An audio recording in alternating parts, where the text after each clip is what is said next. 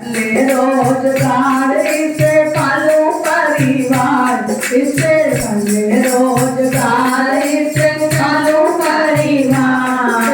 सुनो सरकार कैसे दिखाऊं तोरे नाव में, प्रभु कैसे दिखाऊं तोरे नाव में।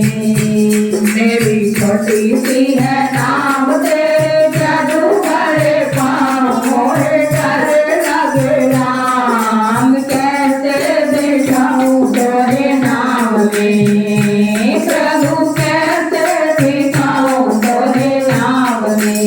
भक्तों की खातिर, भक्तों की खातिर, भक्तों की खातिर भक्त चले, भक्तों की खातिर प्रभु जी भक्त चले।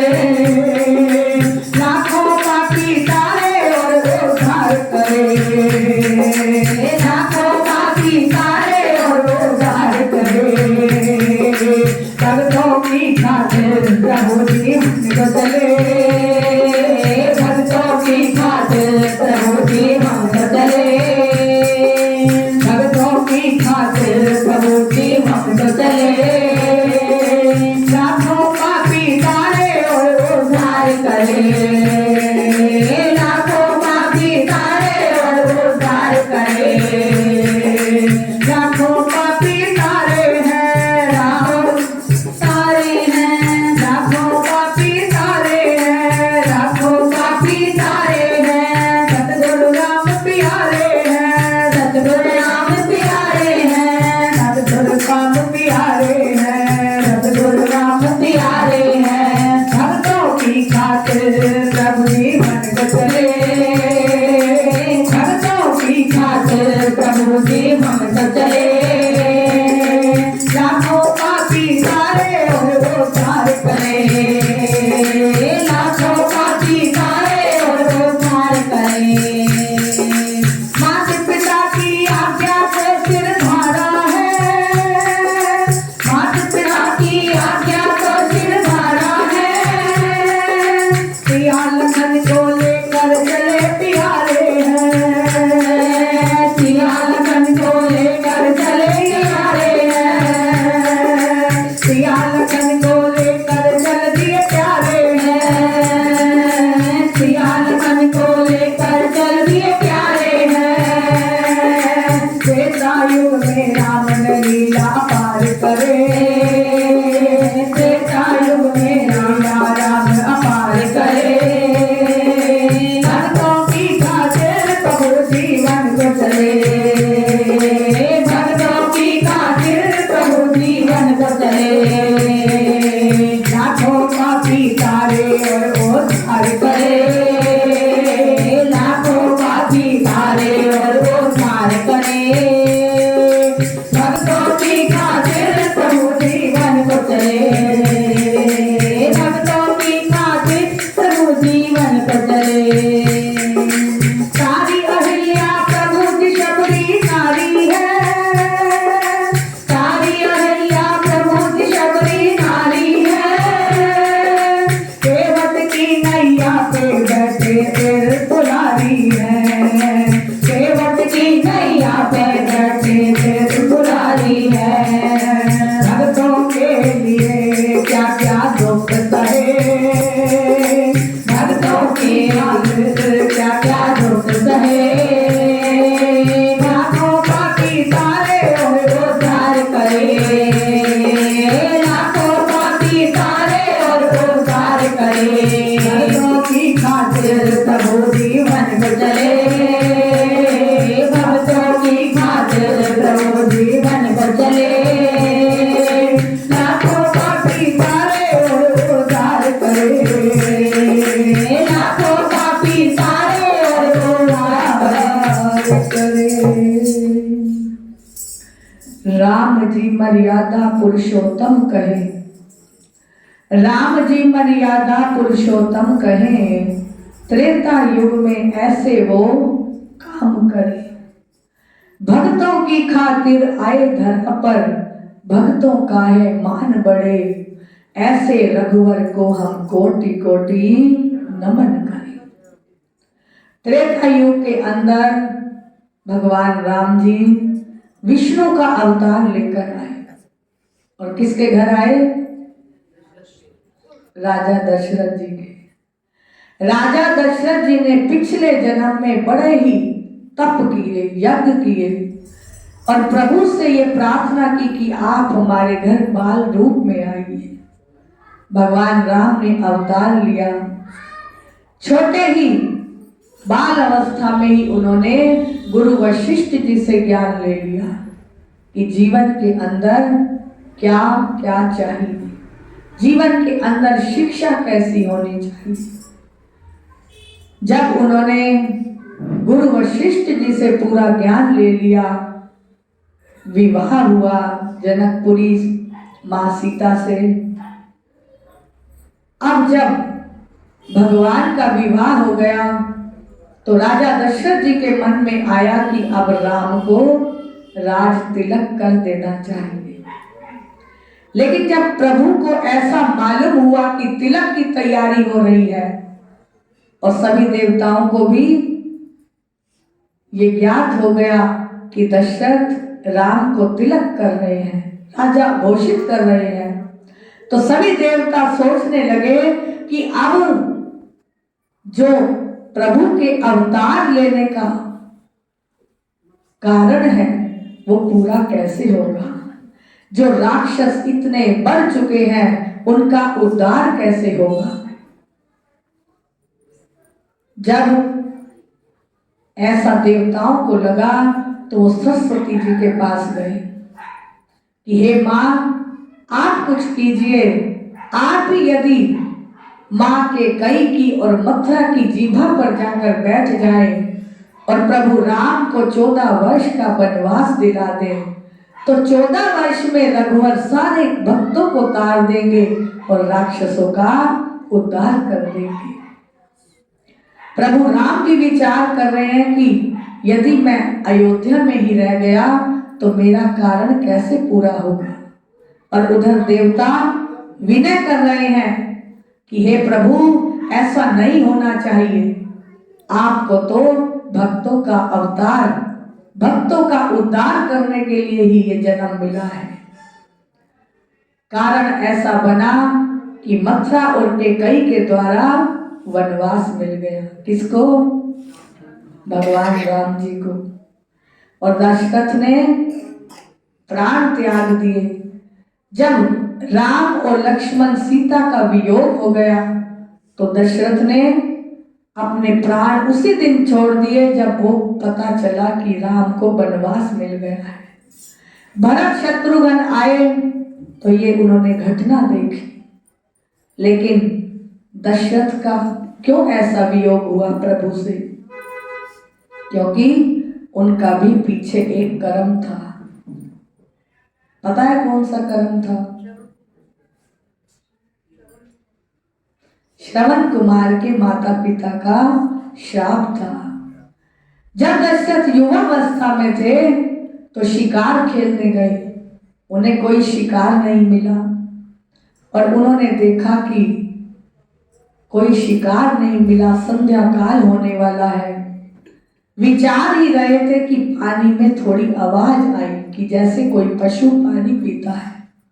उन्होंने शब्दाधिक बाण को छोड़ दिया और जब बाण छोड़ा तो वहां कोई पशु नहीं था, वहां श्रवण कुमार थे जो अपने अंधे माता पिता को चारों धाम की यात्रा करा रहे थे। जब यात्रा करा रहे थे उन्हें प्यास लगी, उनके लिए वो तालाब से पानी लेने गए, लेकिन दशरथ अनजान थे, श्रवण कुमार भी अनजान थे कि मुझे बाण लगने वाला है। और दशरथ ने शब्दाधिक बाण छोड़ दिया कि जो भी पशु है वो मैं शिकार कर लूं। और जैसे ही वो बाण लगा श्रवण कुमार को, उसके प्राण निकल गए। पहुंचे दशरथ जी जल्दी जल्दी, लेकिन वह श्रवण कुमार कहने लगे कि मेरे माता पिता बहुत प्यासे हैं, उनको जाकर पानी पिलाना और फिर बताना कि तुम्हारे पुत्र नहीं रहे। दशरथ ने बहुत कोशिश करी लेकिन फिर भी माता पिता को पता चल गया और उन्होंने श्राप दे दिया कि जैसे हम पुत्र के वियोग में तड़प रहे हैं, देखिए जाने अनजाने भी हमारे कर्म बनते हैं। हमने कार्तिक मास में भी पढ़ा कि सूखा और गीला कर्म कौन सा होता है, कि जो हम जान के कर्म करते हैं वो सूखा है और जो अनजाने होता है वो गीला होता है। तो दशरथ ने अनजाने में कर्म किया, लेकिन माता पिता ने श्राप दिया कि जब तुम पुत्र के वियोग में ऐसे तड़पोगे और तुम्हारे प्राण भी ऐसे ही निकल जाएंगे। आज वो दिन आया जब दशरथ अपने पुत्र के वियोग में तड़प रहे थे, लेकिन भगवान राम ने अपनी मर्यादा का उल्लंघन नहीं किया। राम ने कहा, पिताजी आप घबराइए नहीं। जब केकई के भवन में केकई को मना रहे हैं, दो वरदान केकई ने मांग लिए। कौन से मांगे? राम को राज्य और भरत को, राम को वनवास। देखिए राज का तो कई कह रहे राज, राम को वनवास और भरत को राज अयोध्या का। लेकिन दशरथ कहने लगे मैं भरत को राज दे दूंगा, मुझे कोई आपत्ति नहीं। राम भी कहेंगे कि राज मिल जाए, लेकिन तुम राम को वनवास मत दो, क्योंकि राम है मेरे प्राण प्यारे। राम बिना मेरे प्राण ये हारे, राम का वियोग मैं सह ना पाऊं, हे कैकई तुझे कैसे समझाऊं। बार बार विनय कर रहे हैं दशरथ जी, लेकिन कैकई के मुख पर क्या था? सरस्वती का वास था। वो विनाश आ गया था उसका, लेकिन उसने एक नहीं माना।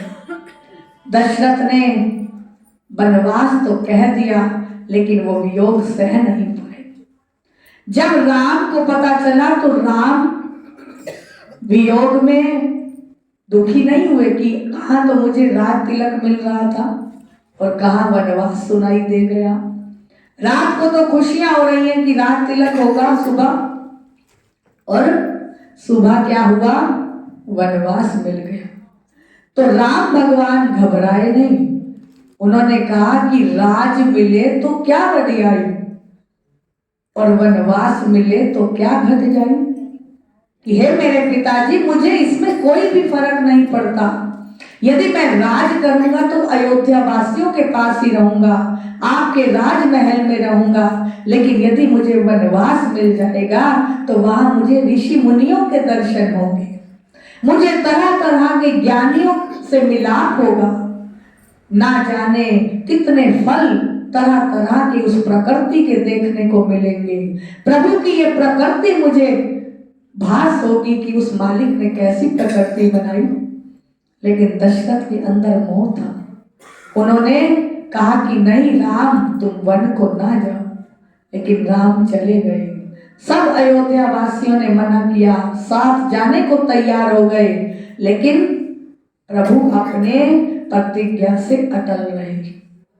केवट का उद्धार किया भगवान ने। केवट पिछले जन्म में क्षीर सागर में जब विष्णु भगवान थे तो उस समय प्रार्थना करता है कच्छप रूप में कि हे प्रभु आपके चरणों का स्पर्श हो जाए, लेकिन इधर से लक्ष्मी हटा देती है, उधर से शेष नाग हटा देते हैं, तो विष्णु भगवान और कच्छप की आपस में वार्तालाप होती है। भगवान विष्णु कहते हैं कि कश्यप तू दुखी मत हो, मैं तुझे जब त्रेता युग में राम बनूंगा और तू केवट बनेगा, मैं तेरा ये प्रण पूरा करूंगा। भगवान ने अवतार ही इसीलिए लिया कि भक्तों का उद्धार हो जाए, और वही केवट कश्यप बना।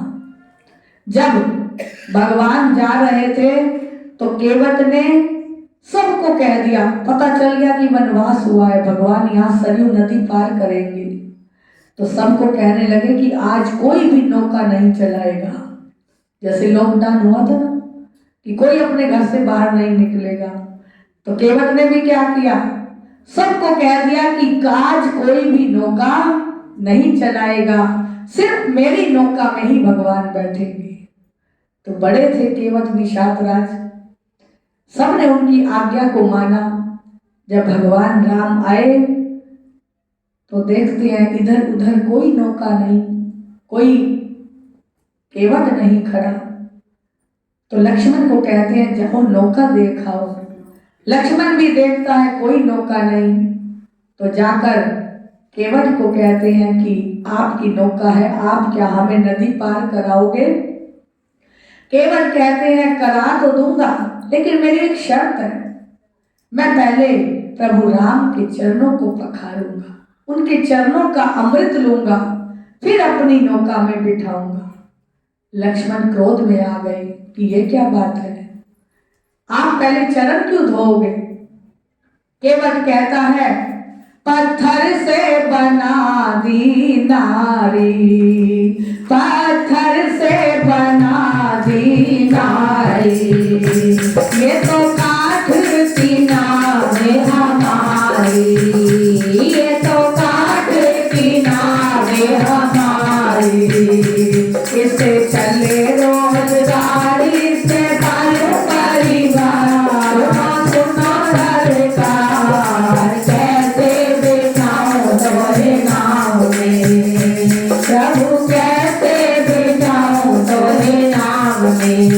जब लक्ष्मण ने ऐसा सुना कि पहले चरण पखारेगा फिर नाव पे बिठाएगा, तो लक्ष्मण कहने लगे प्रभु हमने इसकी नाव में नहीं बैठना, इसे इतना अभिमान है अपनी नाव का। लेकिन प्रभु मुस्कुरा रहे हैं, दयालु हैं, कृपालु हैं, भक्त रक्षक हैं, भक्त वत्सल हैं। कहते हैं कि नहीं बैठना है तो इसी की नाव में बैठना है, क्योंकि कोई पिछले जन्म थे अच्छे कर्म, मुझे सतगुरु का दीदार मिला। कि वो कहते हैं कि मेरे पिछले जन्म से कोई संबंध है प्रभु से, और वो संबंध मैंने पूरा करना है। केवट को भी पता है प्रभु राम अवतार लेकर आए हैं, और राम को भी पता है कि केवट वही कश्यप है। संगत से प्रार्थना, बातें मत किया करें आपस में। यदि हमारा ध्यान नहीं लगेगा तो आने का फायदा भी नहीं पड़ेगा। जब ध्यान वृत्ति प्रभु चरणों में जुड़ जाएगी तभी आनंद मिलेगा। तो भगवान को भी पता है कि कश्यप है पिछला, तो केवट कहते हैं कि मैं नहीं बिठाऊंगा। लक्ष्मण कहते हैं नाव में नहीं बैठना, लेकिन राम क्या कह रहे हैं? राम कहते हैं बैठना है तो केवट की नाव में बैठना है। केवट को मनाया भगवान जी ने कि जाओ चरण धोने के लिए ले आओ कटोती और जल भर आओ, हम तैयार हैं। केवट बड़ा ही मगन होकर जल लाता है, चरण धोता है, और प्रभु को आनंद से बड़े ही आराम से चरण धो रहा है, मगन हो रहा है। और यहाँ लक्ष्मण बड़े क्रोधित हो रहे हैं कि मेरे प्रभु से ऐसे कार्य करा रहा है, क्योंकि भक्त कई तरह के हैं, कई हठी हैं, कहीं तपी हैं, कहीं प्रेमी हैं। लेकिन केवट को बड़ा आनंद आ रहा है। जब चरण धुल गए प्रभु को केवट ने नाव में बिठाया, बड़ा मगन होकर जा रहा है कि केवट मगन ही मगन हर्षाए, आज गीत प्रभु के गाए। मेरी नाव में आए चारों धाम, मैं करूं प्रणाम तुम्हें श्री राम। कि हे प्रभु मेरा कोट कोट प्रणाम है, आज आपने मेरे जीवन का उद्धार कर दिया, आपने आज मेरे जीवन को भव से पार कर दिया। जब केवट किनारे पर पहुंच गए नदी के, तो राम इशारा करते हैं सीता को, हे माँ सीता कुछ उतराई तो दो, क्योंकि राम कुछ नहीं लाए थे। सीता माँ ने अपनी मुद्रिका उतारी और देने लगी, तो कहते हैं बड़े भक्त हैं, होशियार जमाने के थे।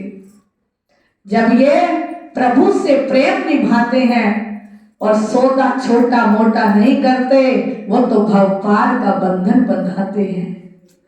प्रभु उतराई देने लगे और केवट कहते हैं प्रभु ये मैं उतराई अब नहीं लूंगा, जैसे तुम हो खीवैया वैसे हम हैं, और जैसे तुम हो खीवैया वैसे भाई भाई से ना लेना धर्म है, भाई भाई से ना लेना धर्म है। जब मैं आऊं तेरे द्वार करना बेड़ा भक्ति पार, सुनो सुनो सरकार कैसे बिछाऊं तोरे नाव में, प्रभु कैसे बिछाऊं तोरे नाव में।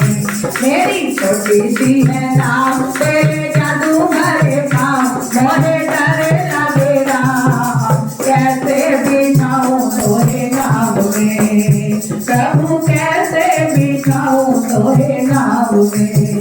प्रभु कहते हैं केवट लो उतराई लो, लेकिन केवट कहते हैं प्रभु जब मैं भी खिवैया और आप भी खवैया, मैंने तो एक नदी से पार किया है, तुम तो मुझे संसार सागर से पार करोगे। जब मैं तुम्हारे द्वार आऊं तो मुझे भव से पार कर देना, भक्ति से मेरी दामन को भर देना, और ऐसी भक्ति अचल मुझे देना कि मेरे जन्म मरण का बंधन भी कट जाए। भगवान बहुत प्रसन्न हुए, कहने लगे केवट इस जन्म नहीं जन्म जन्म में तेरा मैं साथ दूंगा और तुझे भव से पार करूंगा। भक्तों में भक्त शिरोमणि तेरा नाम गाया जाएगा। और देखिए रामायण जी के अंदर केवट का प्रसंग बड़ा ही प्यारा है। केवट ने केवल चरणों से प्यार किया। हम सब भक्त किससे करते हैं कि धन मिल जाए, जायदाद मिल जाए, मकान मिल जाए, दुकान मिल जाए। जो चरणों से प्रीति करता है भगवान उसे अपने चरण कमल में ही लगाए रखते हैं। बोलो भगत और भगवान की, बोलो सच्चिदानंद भगवान